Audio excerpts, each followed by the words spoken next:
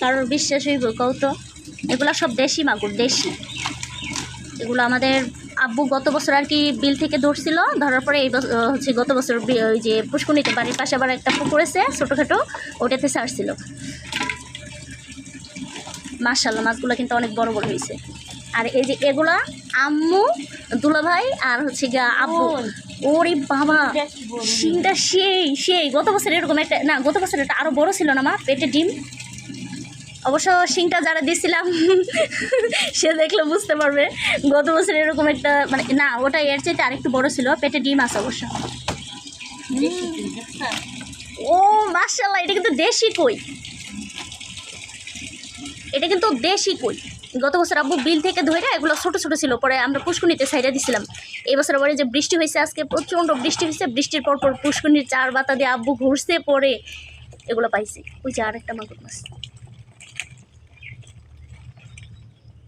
কারো খাইতে ইচ্ছে করলে আমাদের বাড়িতে আইসা পড়ে, রান্না করে খাওয়াবো। আমার হাতের রান্না মোটামুটি একদম খারাপ না, মোটামুটি ভালোই।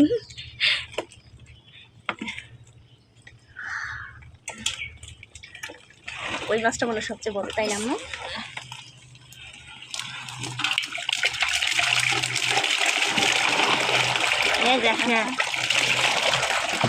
উপরে উপরে কিছু, উপরে কিছু দাও আগে, পানি রে পুরো ছেড়ে দিতেছি।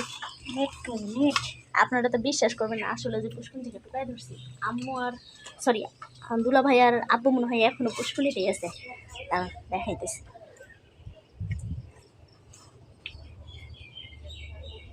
ওনারা যতদূর সম্ভব এখনো পুকুরে, ও না ওই যে পুকুরের ওই কানিতে আব্বু গল্প করতেছে।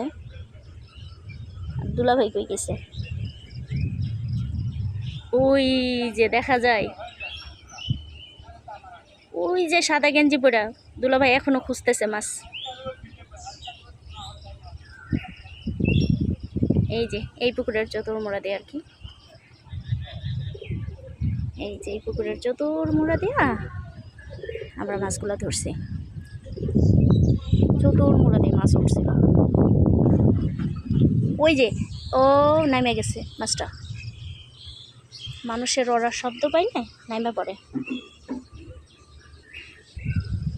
দাঁড়ান, আপনাদের বিশ্বাস করানোর ক্ষেত্রে আমি দেখি আর দুই একটা পুকুরে চতুর মোড়া পাই কিনা, তবে আমি দেখতে পারলেও আমি জানি না আপনাদেরকে দেখাইতে পারবো কিনা।